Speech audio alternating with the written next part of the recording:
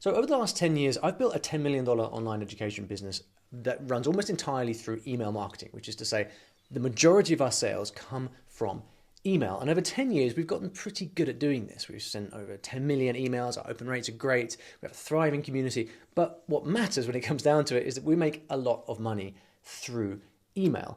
But we do it without that much selling. Our customers mostly just read our helpful emails and buy by themselves. So I'm going to take the last 10 years of learnings about world-class email marketing and teach them to you in 6 different areas so that you can raise your game with email as well. In case you don't know me, my name is Olly Richards. I'm the founder of StoryLearning.com. It's an online education business. I'm also founder and co-founder of multiple other online education businesses. And what's common throughout all of these businesses is that email marketing is absolutely key in nurturing relationships and actually making the sale. So here are the 6 areas that we're going to cover in this presentation. First of all, balance of content and sales between your different emails. We're going to talk about tone and voice, frequency of emails, so how often should you send them, what goes into the emails themselves. We're going to talk about how to sell in email, and then finally email automation. But before we get into any of this, what's really important is to understand what the purpose of email is in the context of an online education business. And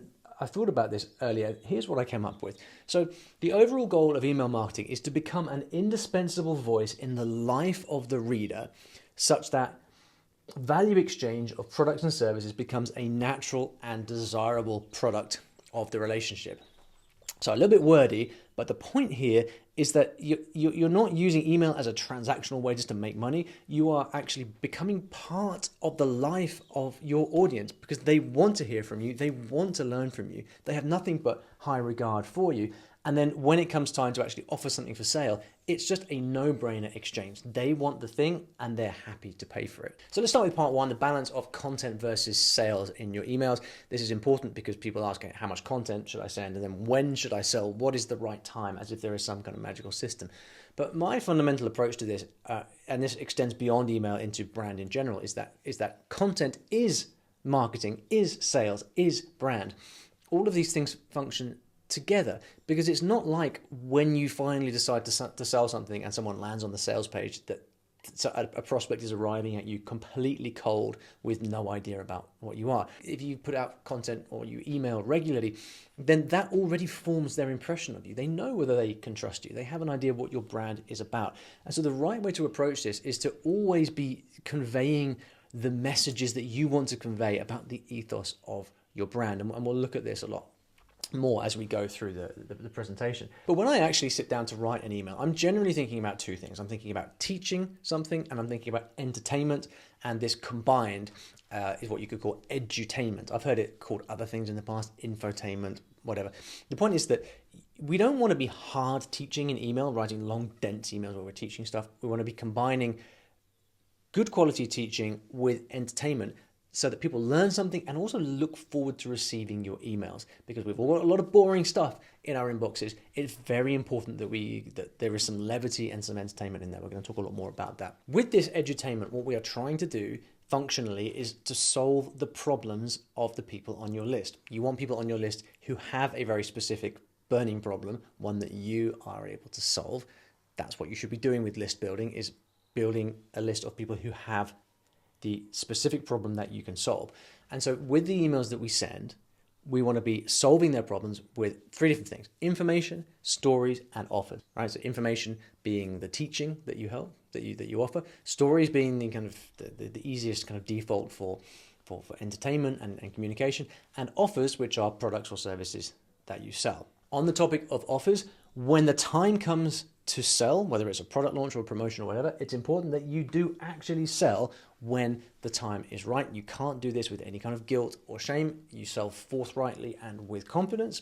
And if you've done all of the above properly, you've been teaching, you've been giving information, you've been telling stories, you've been infusing your brand messages and your marketing messages in with everything that you do, when it comes time to sell, the actual sales page, the actual order form, when people actually hand over money, when the transaction happens, should become essentially a formality, because people already know what to expect. The know, like, and trust is already there. So this is my overall ethos when it comes to email marketing.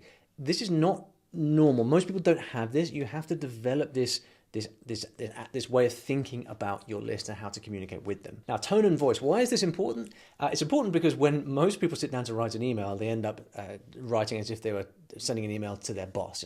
Dear sir, I wish to inform you. All this kind of formal language. Hopefully not quite that bad, but you know what I mean. So the tone and the voice that you adopt within your emails defines the relationship that you're going to have with your reader. Now, I don't know about you, but if I receive a formal email from a I don't know, a tenant or a lawyer or whoever it may be, like, I don't enjoy reading those emails. It's not fun.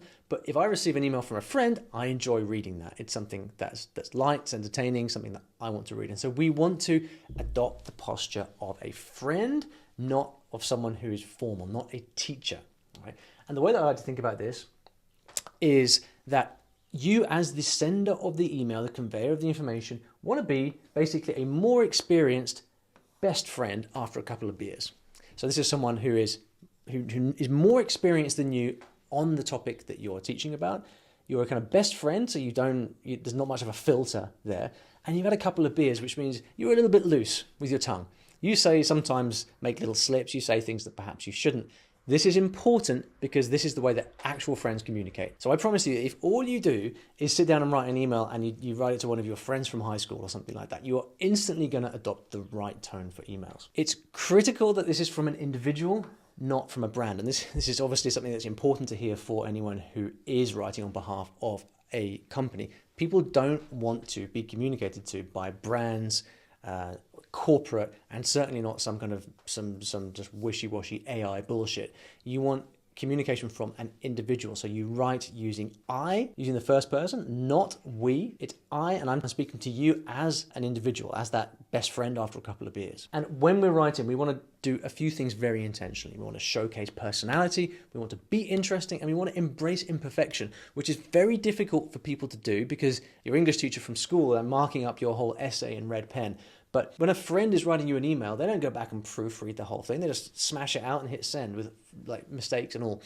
Sometimes they say things that they shouldn't. Sometimes they tell you stories that are a bit inappropriate.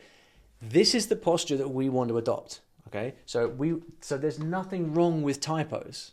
Now, if you're a law firm, I think there's probably an argument for making sure that you correct your spelling. But on the whole, typos, what they do is, I'm not suggesting you intentionally make typos. And what I'm saying is don't waste hours worrying about them. Because who makes typos? Human beings do. And I'm a human being wanting to communicate with another human being. I'm not a corporate person communicating in a press release, right?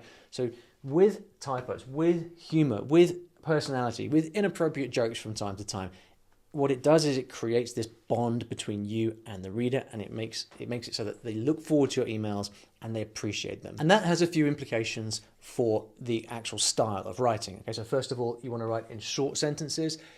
This is something that is just about communicating online. People get really annoyed about this. I often get snarky replies to my emails saying things like, why does every phrase end in a full stop? Why does every sentence begin with an and? Well, the reason is because it's easy to read. And if someone's swiping through your email on their phone on the bus, you do not want to have long lines of small text. All right, you want to make it short and punchy just the way that you speak. So we want short sentences. You want to use the active voice. So it's not something that has been prepared for you. It's something I've got for you. See the difference there?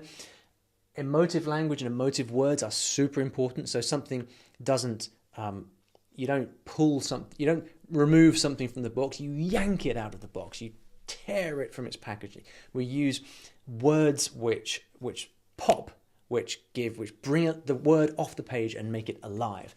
And you've also got to make it visually easy.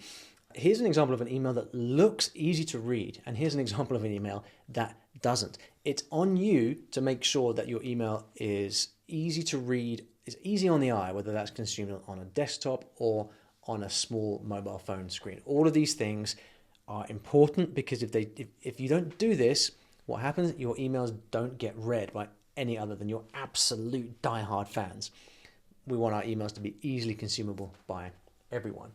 And in general, it's important to be confident and non-needy. Why is this? Because people like to follow leaders. People need a leader to follow. If they have a problem for whatever reason, they don't want to follow the guy who's not quite sure of themselves and is just kind of also figuring it out at the same time.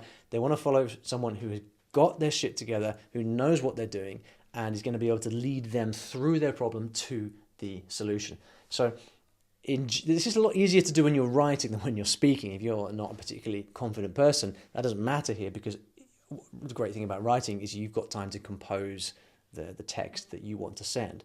So when you're writing these emails, whatever it is that you're doing, whether you're selling, whether you're teaching, whether you're telling a story, you do it confidently, and you don't have any hint of neediness and wanting something such as the sale from the person that's reading. And by the way, if you're enjoying this so far, I have a case study about my main business, StoryLearning.com. It's called Anatomy of a $10 Million Online Education Business. It's 118 pages, and it explains how the whole business works, from marketing to sales to team to lifestyle, all of this stuff. It's completely free. You can download a copy at ollyrichards.co, or there's a link in the description below. And this brings us on to frequency of email. So how often should you send emails? I remember when I first got started writing emails for Story Learning, I would just send like one email a week, sometimes one every 2 weeks, because I would learn from people who were saying, don't send too many emails or people will get angry and they'll unsubscribe. What I didn't appreciate back then is we are not in the game of pleasing people. We are in the game of building a business and actually helping people get results in their life, solve their problems, transform whatever it is they want to transform. And in order to do that, you need to have an open line of communication, and you need to have people on your list who have a problem, they want your solution, and they want to hear from you. Someone that gets annoyed with you because you send 2 emails a week is not going to go on and buy your stuff. On the flip side, if you have people who are there wanting to hear from you, they're reading your emails every day, then you have a very responsive, dynamic list, which you can then use to build your business a lot faster. We'll get onto that a little bit at the end. So my recommendation across the board is to send daily emails. This is what we do at Story Learning. If you want to see this in action, you can go to storylearning.com, sign up, select the language and any language and level, and just look at what we do. I'm not just talking here. I practice what I preach. I'm teaching the stuff that I've been doing for a long time now. So you can go and actually see this playing out in the real world. We send daily emails. Why? Because if someone has a burning problem, then guess what? They want to read about the solutions daily, and you want to be the person who provides that. Because if you don't, then someone else will come along and take your place and provide that solution instead. But like we said earlier, more to the point, if someone doesn't want to receive regular emails from you, you don't want them on your list. You're paying from them. It's best to get them out and off your list so that you can focus on the people who do actually want to hear from you. The reality is, with all the newsletters and communications in the world now, if you just email once a week, you get drowned out. It's as simple as that. Someone can sign up for your list. They don't hear from you for another week. Your email arrives in their inbox. They're like, "Who's this guy again?" Unsubscribe. Right? By sending daily, what you do is you forge that instant communication, and then by doing that, you're going to be memorable and you're going to cut through everything else in the inbox. We've all got these emails or these newsletters or whatever, people who email us, and we read every single one. I've got a few of those. Not many, but I've got a few. And the people who do this well, who have my attention, that's extremely valuable, because I often spend money with those people. They've got my attention. I feel like I have a relationship with them. They cut directly through the inbox, and we've got to aim to do exactly that as well. And one of the big things that I've learned over time is that when you have a smaller, responsive list, people who are not just sitting around complaining and tire kicking, but actually engaging with the stuff that you're teaching and talking about, it increases the speed at which you learn, because you get better quality feedback more often, which means you learn about your audience. This allows you to develop products and services faster that are more highly targeted to the people that you're writing to, right? So the dynamics of online businesses are such that smaller and more engaged are better. You don't want these big kind of bloated lists unless you're kind of drifting towards a more kind of commoditized whole market service. So what actually goes in the emails that you write? Well, if you remember earlier, I said that content is marketing, is sales, is brand. All of these things are present and in play at all times, whether you actually happen to be marketing or selling or whatever, because people cannot help but consume your content and form an impression of who you are and what you have to offer. And so when we are sending emails, fundamentally, we want to be thinking about including the core elements of sales throughout that are wrapped in educational content, which in most cases is going to mean stories. So to just reverse that, we're going to be telling stories that teach things and include the elements that are going to make people want to buy, right? So what are those elements? So I work with what I call a content framework. And what the content framework essentially does is describes all the things that we want to be putting in emails over time. So that if we are sending emails over the course of a couple of weeks or a couple of months or whatever, we want to make it so that at some point, ideally regularly, that we include all of the core elements that would be needed to get someone to a point where they are ready and willing to buy from you. And in order to do that, we follow a content framework. Now, there are many content frameworks. I'm going to keep it really simple here using the hook, story, offer that I think Russell Brunson popularized. And this is a very, very simple way of thinking about a product. And you would normally think of this in a sales context, right? So if you're writing a sales page, then you can use this format to sell something. So let's say that this here was a course on email marketing. I could say, I've sent over 10 million emails, hook. I learned email writing when I was hospitalized and couldn't get out of bed, so I learned to write emails. Story. It's not true, by the way, but you can offer. And I'm going to teach you this exact formula today, and it's only going to be 3 easy payments of 197, whatever. So this is a very basic sales formula. But basic and simple is usually good because it means you can actually execute and you can actually follow. So this is the content framework that I actually follow for story learning, and I'm going to dive in and show you this in detail in a second. But essentially for each of these elements, we've got hook, we've got story, and we've got offer. There are components that we can take and we can kind of pepper throughout our emails. So first of all, we've got the hook, and the point of the hook, and the reason it often comes first, is because the hook is the thing that grabs the attention from someone and shows them that the message that you've got is matching them and meeting them where they are. The question, what is this thing? So what is this thing that I'm looking at? That's the first thing you think about whenever you see an ad of any kind. What am I looking at right here? So is this for me? How is it different? How is it new compared to anything else that I've seen before? And then what do I get from you? What is the product? And maybe a story of how you came up with the winning edge. And I'll give you an example of what I'm going to do actually is improvise an example of all of this in a bit. And by the way, this whole sheet, this whole content framework, I'm going to put a link in the description where you can get this free, and you can use it in your own email marketing. So there's a link to this in the description. And all I ask you in return is hit the like button on the video and subscribe to the channel, and you can have it for free. How about that? So this is the hook, and you're going to want to do this a lot. It's not just something that you would do in email number 1. You would do this throughout your email sequence, because guess what? People skip emails, people forget, and so you want to remind people what this thing is, why it's new, why it's relevant to them. This is what hooks people in at the beginning. And then story is all of the things that creates a bond of some kind.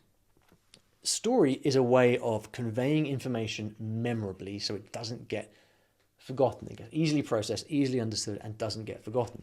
And so inside the story framework, what we want to do is wrap in a lot of the very conventional, familiar sales components that you already know about. So things like damaging admission, problem solution, building logical urgency, why should I listen to you, some proof and authority, some trust building. Can I actually trust you? Are there any other people who are paying attention to this, or is it just me being an idiot over here about to get scammed? Right? So, for example, I won't go through all of these, but damaging admission. This is a pretty basic sales tactic. So, if you don't like this thing, then this thing won't work for you. So, for example, if you don't want to make money with emails, or if you don't like writing, well, my email course is not going to work for you. So the idea here is by highlighting the limitations of what you've got, you actually build trust and credibility. What Joe Sugarman used to call making the skeleton dance. Damaging admission is all the same kind of thing. And then problem solution. This is one of the major parts, right? So what is the burning problem, and how does the product solve this? So not making any money. Is this a problem for you? Learning this email formula and making money through emails is going to help you, right? So problem, solution. A lot of your content is going to be focused on this. Things like building logical urgency. One of the hardest things is getting people to take action now, but you can do this with things like case studies. So you can show an example of someone who was kind of, lost for 10 years, not making any money, and then suddenly started making money overnight. So don't you wait another 10 years because you can be making money by tonight. So don't wait, take action now. And you can do this in lots of different ways inside your emails.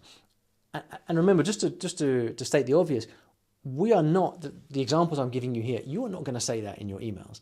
You're going to shroud this in stories. Remember earlier we said that we were going to inform and educate and entertain in the wrapper of a story. I'm showing you these things here in a very blunt way. It's your job then to fashion this into interesting information. Okay. I'll skip the rest of these and go on to the offer. But it's just important to state that you do need to make your offer clear, because a lot of the time people just don't close, and not closing is one of the kind of biggest sins of all when it comes to sales, because you can have so much desire, but if you don't actually close, then it's all for nothing. All right, this is why most sales come on the last day. This is why you have to send 2, 3, 4 emails on the last day of a promotion. It's because when it's time to close, you've got to close. Simple as that. And so make sure that you tell people exactly how your thing works. Right? What's the system that you're going to be learning with? Give me some examples of how it works. What do I do to get involved? All of these things. And some of this might just be in the PS of an email. Right? The artistry, I think, of email marketing is understanding how to take all of these things right here and actually wrap them into stories that entertain and make people want to click and open.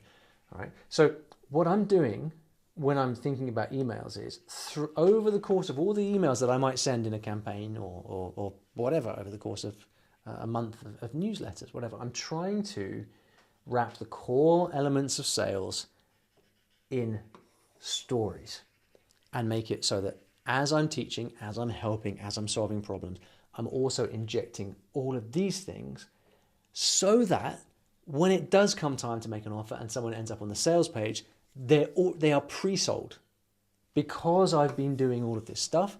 And then half the time they won't even read the sales page. They'll just look at the topic of the offer and say, yeah, it's pretty cool. I'll have me some of that, and they'll just buy. Now, what else are we sending in the emails? Back in the day, I used to follow this dogma of if someone's opening an email, you should keep them in the email. So your email should only be plain text. You shouldn't be linking out to other things unless you're selling.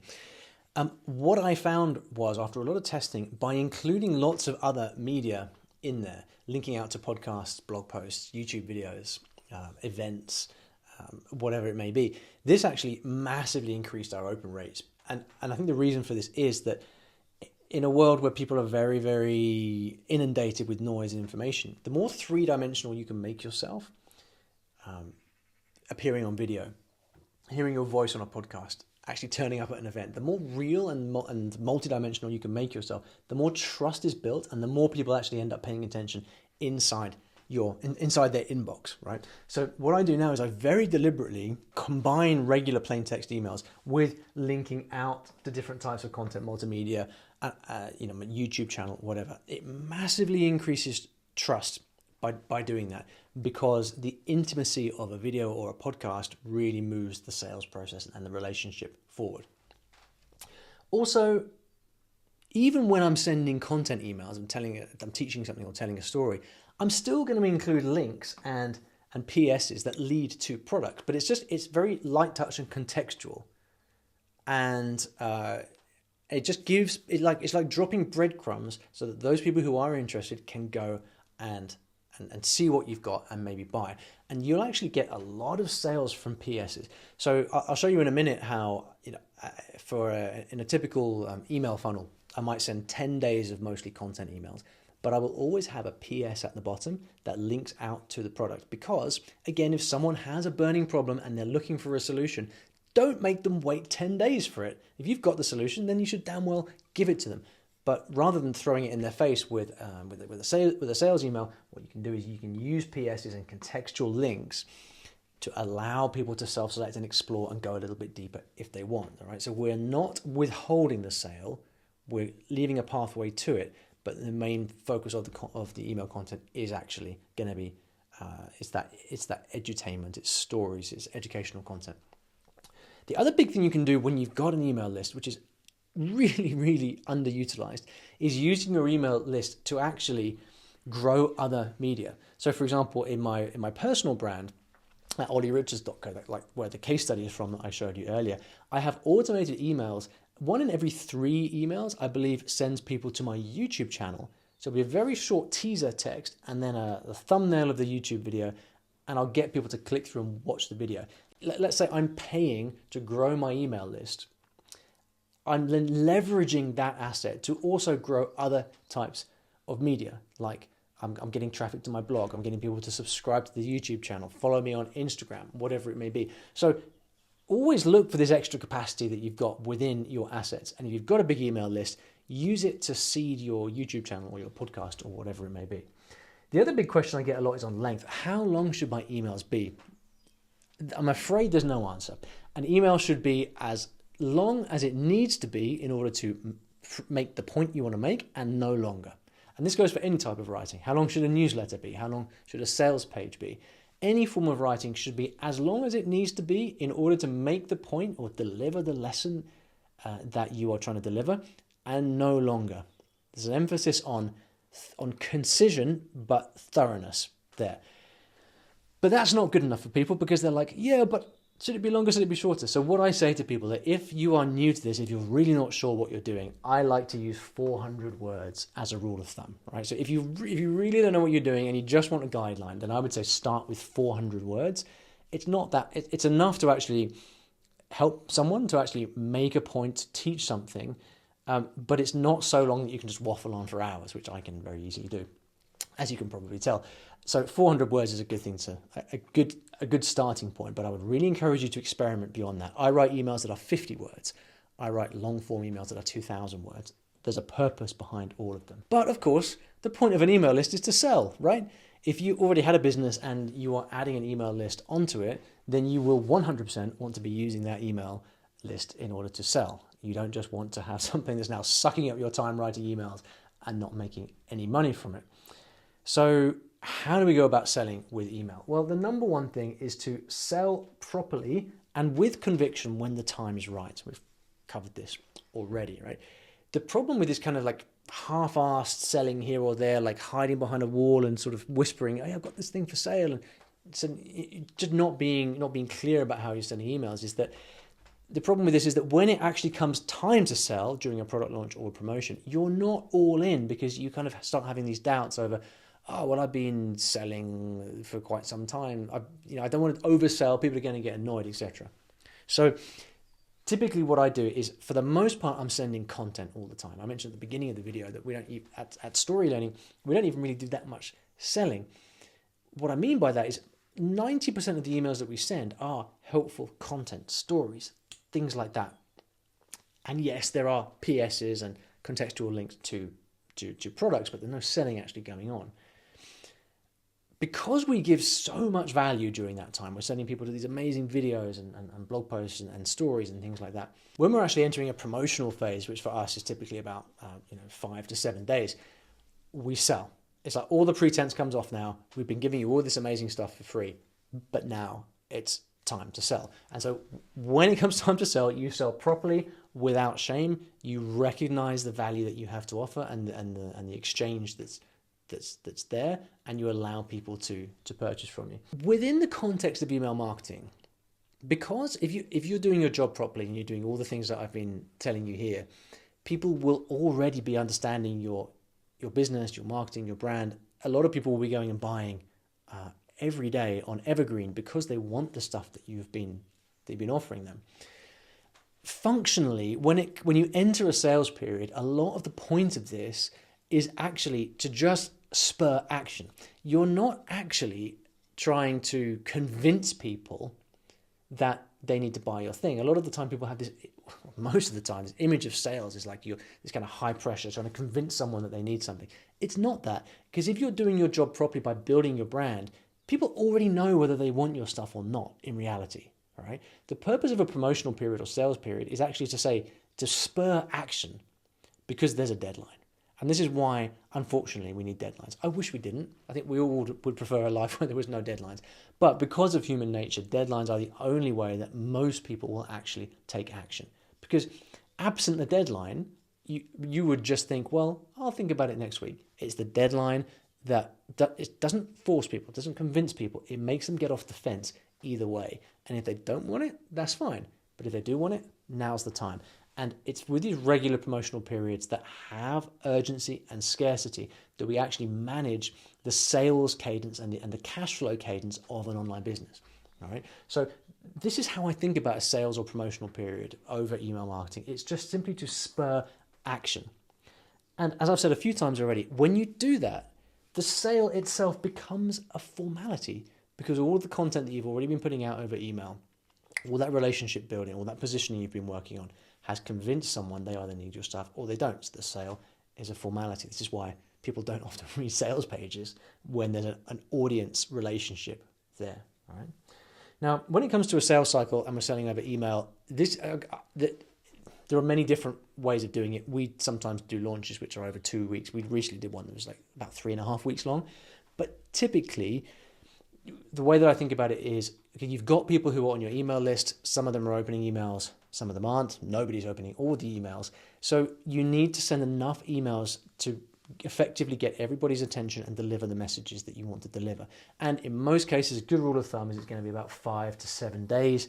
7 days typically is a good place to start. The shorter you get, the more advanced you need to be, the more you need to actually warm people up and let them know something is coming. Otherwise, you simply risk them not seeing the email, right? So 5 to 7 days. During sales periods, even if you're not sending daily emails the rest of the time, you will send daily emails during the sales period. Simply because you're on a deadline. You've got a timeline there, right? And you need people to be paying attention. But I'll annoy people. People will unsubscribe. Yes, they will. But the function of a sales period is to make the sale, force a decision, get people off the fence. For their own benefit, remember, because if you have been doing your job properly, which is to get people on your list who have a burning problem, and you provide the solution to that problem, then it is to their benefit to buy your stuff, assuming it is good, which I'm sure if you're watching this channel, you have excellent products, the best, world-class products. That's also your responsibility, to have stuff that will actually help people. And so the purpose of daily emails is to force a decision. And on the last day, I know you're not going to do this, but I'm going to tell you anyway, you will send 3 emails on the last day because everyone waits until the last minute. None of us think we do, but we do. And if you send an email at 10 a.m. UK time on the last day, well, guess what? Everyone in the US is still asleep, and vice versa, right? So you'll send at least 3 emails that are nicely spread out across the last day. If you don't do this, I guarantee you're losing 20-30% of revenue minimum just by not doing this, all right? So it's a lot of emails, but again, if 90% of the time you're providing real value, then that 10% of the time, I think you've earned the right to actually sell. And so the basic model pretty much during a promotional period here is that you will send an open cart email on the first day and you'll make sure that it's clearly labeled, cart open, this thing, go check out this thing. And then you'll send bunch of emails during the week with all of the standard sales components. So you're going to have testimonials, case studies, frequently asked questions, summaries of the offer, things like that. Maybe a call to a live video with you, maybe some some Q&A, people emailing in, telling you why they registered, and you're sharing that with people. All of the standard stuff you'd have in a sales process, you send that out, and then on the last day, you have 3 emails saying, hey, this is closing down right now. I also put a 24 hours left email on the penultimate day for that exact same reason. When you're sending emails, the main purpose is how I recommend you think about it. The main purpose is to get a click to the sales page. A lot of people make the mistake of giving too much information about the product itself in the email, all right? But the best way to go about this is to use the emails to actually paint what's known as future pacing. So you're painting a picture of what the prospect's life will be like when they have consumed and got the benefit of your product. You paint that picture, you open a loop, and then they click through to the sales page. You then manage your testing on the sales page, right? So if you want to improve your sales messaging, and all that stuff. The sales page is the place to do that because there's a single point which can be iterated on, tested, monitored. What you need to be looking at for email is, are people opening my emails? Is the subject line any good? Are they clicking the emails? Is the email any good? Those are the different variables with email. Get people through to the sales page and then you can discreetly test the sales page and the order form. What this allows you to do is to iterate on your sales funnel over time. And there's a video here where I break this kind of whole process down in a lot more detail. But one of the mistakes people make a lot is they try to put too much information into the emails themselves. The trouble with that is it doesn't allow for testing, because if people don't buy, then you don't know. It's difficult to say what the cause is because you've kept them inside the email and most likely haven't been able to deliver a full sales pitch inside any one single email. So, and then with all of this, like I've mentioned a couple of times, that confidence is essential. It's just so important here. And there's so much in general with online educators, because we are educators first, and we you know, sales does tend to be a dirty word to people who don't.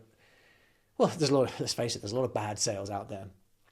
Maybe even most sales is really bad, and no one wants to be sold, but everyone wants to buy. This is one of the fundamental things to realize. What we need to do is to be confident in the way that we are talking about what we've got, and instead of selling, issue an invitation. So you're going to be talking along the lines of, and if this is of interest, you can find out more here at the end of a long content email, for example. Not, this is an amazing thing, it's going to change your life, click here. Like, no, nobody likes to be sold. But if you can provide value, and if you've been providing value all along, then all you really need to do is to issue an invitation and give a deadline. It's that deadline thing. It's like an invitation, value plus invitation plus deadline is kind of the way that that you can break this all down. And so this gets us to automation and how should you create automated email funnels. Another topic that people get themselves really worked up about because they ask questions like, well, how long should my welcome sequence be? How long should this be? As if there was some kind of technical or true answer to this. But in reality, the way that you send emails on day one should be the way that you send emails on day 50, 100, 200. You've either got a way of working, you've either got a principle, you've either got fiber behind your brand, or you don't. And so I'm not a fan of thinking about it in terms of welcome sequences. I think of it slightly differently. So I'll show you how I go about it. So in my businesses, in particular with story learning and with my personal brand at ollyrigers.co, the way that I work is I create email funnels, automated email funnels that are typically about 2 to 3 months long. And in my experience, that is the kind of time period in which, so if someone hasn't bought from you within 2 or 3 months, they're likely not going to anytime soon. Okay, I mean, you could even say 30 days. I mean, it's going to vary by individual, but I have an automated sequence of emails that lasts about 2 to 3 months, during which time I will send my very best stuff, and if they don't want them, likelihood is they're not right for the business. Now, I'm not going to kick them off, but at the same time, I want to make sure that I demonstrate why it is that I've got the credibility to help them solve the problem that they've got, put various different ways in front of them that I can help, and if they don't want it, well, okay, I think that's us for now. But by the same token, I do want to make sure for the people who do want help and who do want to do business, who are happy to pay for help solving their problem, I want to make sure that I have every opportunity to show them why they should trust us, why they should buy from us, why we have the right solution for them, or not, as the case may be, right? So email funnels are typically 2 months, and so what I would do is, I'm going to skip forward here because this is more useful. This should have been earlier.